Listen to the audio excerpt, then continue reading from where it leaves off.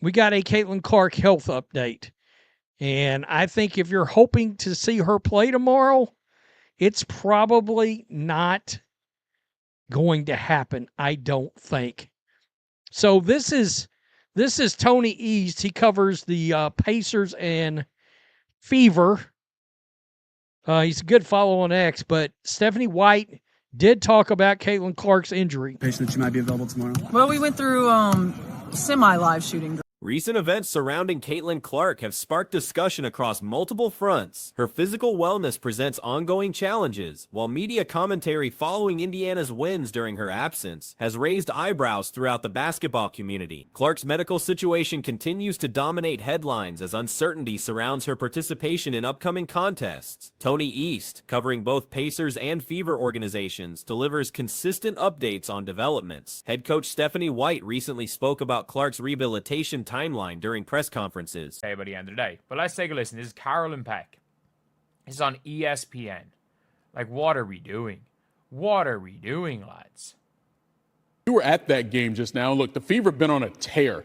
They've won 2 in a row, a 25-point blowout of the Lynx in the Commissioner's Cup final. And the Fever have been on a tear. They've won 2 in a row.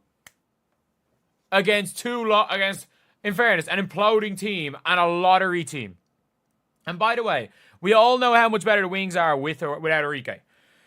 White revealed that Clark has been participating in shooting drills. Though these sessions avoid contact scenarios, the athlete hasn't returned to full practice activities or faced defensive pressure during training. She's been limited to 3-person drills working independently. White noted that Clark prefers unrestricted playing time, indicating they might hold her out of another game if limitations would be required. The coaching staff evaluates her status daily, observing her response to increased physical demands. White emphasized that long-term wellness remains paramount, ensuring Clark returns at peak performance rather than rushing her comeback. Well, we went through semi-live shooting drills. I mean, it wasn't really live; it was semi-live shooting drills. Still hasn't gone full speed in a practice or a live defensive group, but she's been getting some 3-on-3 work, on her own. So, I think the biggest thing is, she's stated she's not a fan of minutes restrictions. If there's going to be a minutes restriction, maybe we'll hold her another game. But it's evaluating her again in the morning, seeing what she's done with, however many days there have been of more loading.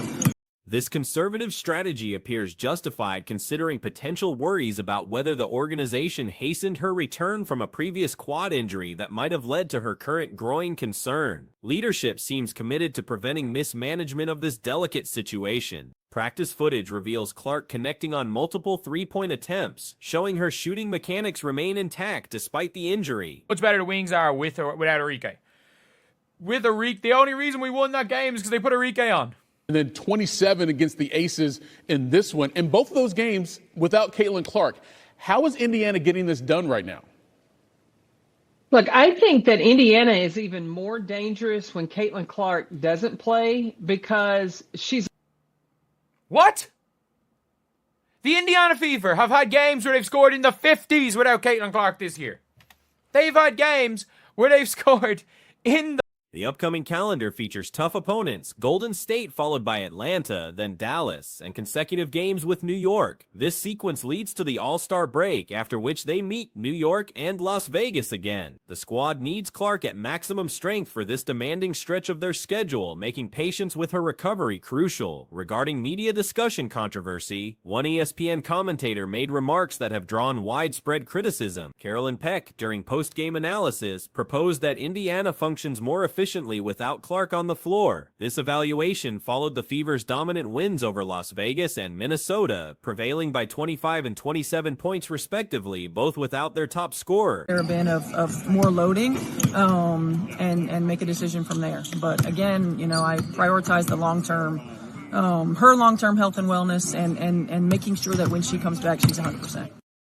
Okay. Well, that's what we want too. We want her to be 100% before she comes back.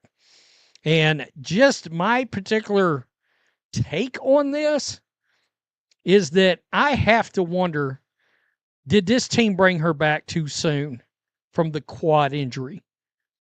That When questioned about Indiana's recent achievements, Peck claimed the squad becomes more threatening without Clark due to her ball-heavy approach. She contended that rivals understand what to target when Clark participates, but without her, the team offers various threats. Peck specifically referenced Kelsey Mitchell's exceptional showing and Aaliyah Boston's growth as a competitor. She observed that Boston has advanced from mainly operating with her back to the basket in year 1 to executing two-person plays in year 2, and now They've had games where they've scored in the 50s.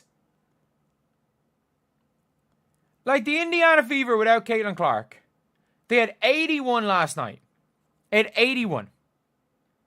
They are averaging, other than against the Wings who don't run back on defense. And by the way, this is the Nalissa Smith Wings, the Enrique Wings. This is the bad Wings. They put up 75 on the pathetic Sparks. With Caitlin Clark, they had 94. And by the way, the only reason they lost to the Aces with Caitlin Clark. Nevertheless, this assessment has attracted substantial criticism for multiple reasons. First, labeling Mitchell a point guard displays a basic misunderstanding of her function and position. More importantly, the suggestion that any squad improves by removing its top player contradicts fundamental basketball principles. Clark's influence as a facilitator cannot be understated. Her capacity to distribute the basketball generates opportunities for teammates like Boston, forming a dynamic similar to legendary point guard-center partnerships. Mitchell has actually delivered some of her finest scoring displays while competing alongside Clark, including numerous 20-25-point performances last season. From the quad injury that then turned into this groin situation. All right, and they're not looking to mismanage that. I had a feeling she was not going to play. By the way, Caitlin Clark, some threes in practice right here. So she's trying to get her shot from three-point range, and good God, she just knocked down 3 in a row like it was. The criticism extends beyond strategic analysis to wider media trends. ESPN has regularly shown what appears to be prejudice against Clark throughout her professional journey. This position becomes especially noteworthy when compared with their promotion of other rookies who have significantly underachieved statistically. To provide historical perspective, successful teams have occasionally performed well during star players' By the way, the only reason they lost to the Aces with Caitlin Clark was because Stephanie White kept doing her BS. We're slowing the game down instead of we're trying to go win by 30. When we get a bit of a lead early, we're trying to win by 30. It's a change in mentality the team has had. And it's a change in tactics, it's a change in philosophy that they're trying to blitz teams and not just win games. And that they can do that with or without Caitlin Clark. But they're clearly not more dangerous. Why? Because they average 10 points per game less when she doesn't play. 10. It's not something small. It is literally. Similarly, Indiana possesses numerous talented athletes capable of elevated performance. Mitchell and Boston could potentially earn All-Star recognition or All-WNBA honors. The team features what could be considered a Big Three or even Big Four, with Lexi Hull included. When one member of this core group is missing, others naturally accept greater responsibility. The media's approach to Clark coverage reveals deeper concerns about sports journalism priorities. The same network that has consistently promoted players with significantly lower shooting percentages and overall production has struggled to recognize Clark's historic rookie season accomplishments. Her Rookie of the Year victory wasn't competitive, representing a decisive result that was never truly in question. And good God, she just knocked down 3 in a row like it was nothing. So she's getting ready to come back. They're going to reevaluate. I have been of the belief that she is coming back, not tomorrow, but for this game right here. This is the Valkyries game. Some call it the Valkyries revenge game. It's an 11 a.m. game on Wednesday, the July 9th, but that just gives you an idea. If she doesn't play tomorrow. This pattern reflects broader worries about agenda-driven sports coverage that prioritizes narrative over performance. Many viewers have recognized these tendencies, leading to declining viewership for studio programming while live events maintain their audience. The contrast becomes clear when examining actual production numbers. While certain players shoot under 30% from the field, Clark has delivered record-breaking performance across multiple categories. Her impact on team success, individual statistics, and league popularity speaks for itself. The current situation presents an interesting case study in sports media coverage. A generational talent dealing with injury management becomes an opportunity for questionable analysis, suggesting teams improve by removing their best players. This approach defies both statistical evidence and basic basketball understanding. Literally 10 points per game. She's a ball dominant guard. The ball's in her hands a lot, so you know what you need to try to take away. But when you look at Indiana now, they've got so many weapons. And Kelsey Mitchell is playing out of her mind. Aaliyah Boston. I talked to Stephanie White before the game. She said in year one, Aaliyah Boston was back to the basket. Year two, two-man game. Year three, they're using her as a decision maker. Clark's eventual return will likely demonstrate the flaws in such analysis. Her combination of scoring, playmaking, and leadership provides irreplaceable value that temporary absences cannot diminish. The team's recent success should be celebrated without diminishing the importance of their cornerstone player. The broader implications extend beyond individual games or analyst opinions. Sports media's responsibility includes accurate analysis based on evidence rather than predetermined narratives. When coverage consistently contradicts observable reality, it undermines credibility and alienates audiences seeking genuine insight. If she doesn't play tomorrow, it gives her 4 full additional days of rest before the next game and before this gauntlet. They really need her for this gauntlet. Valkyries, 2 days later, Dream, 2 days later, Wings, 2 days later, Fever, back to back with a Liberty game right there. All right. And then, of course, that heads. As Clark continues her recovery process, the focus should remain on her health and long-term success rather than using her absence to support questionable analytical positions. The Fever's depth and talent deserve recognition without suggesting they're better off without their best player. The upcoming schedule will test Indiana's capabilities regardless of Clark's availability. Their recent performances demonstrate the team's potential when multiple players contribute at high levels. However, reaching championship aspirations will require their full roster, particularly their franchise cornerstone, operating at maximum capacity. Her as a decision maker. What is she talking about? What is she talking about? She's acting like people weren't saying she was the female Jokic post-Olympic break. You're acting like that wasn't one of the huge changes that Christy Sides made. They're like, this is the evolution of Aaliyah Boston. We want Aaliyah Boston to do this. She was doing that with Caitlin Clark. What are we talking about? Like, that was the post-Olympic break, Aaliyah Boston. We saw that a year ago. And so when you have a point guard.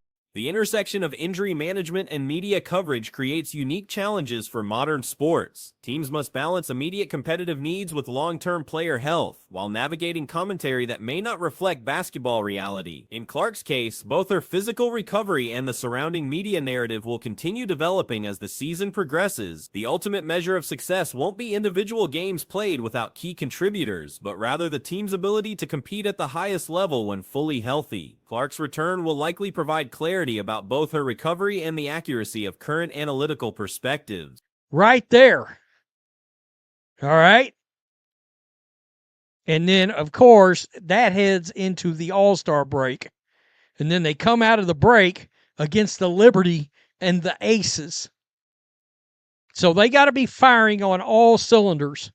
I think they hold her out tomorrow. I do. So that brings us over to this. Let's just go over to ESPN. And this circus clown known as Carolyn Peck. Now, she's a known Hatelyn. Recent commentary from sports media has generated controversy regarding. And so when you have a point guard like Kelsey Mitchell. A point guard like Kelsey Mitchell, what is she on about? And Ari McDonald making plays on the perimeter and a post like Aaliyah Boston. I'm going to tell you, at Indiana, they are a threat, and specifically on the defensive end. Stephanie is so pleased with the intensity that they're bringing defensively with their length, their switches. I mean, they've wreaked havoc on their last two opponents.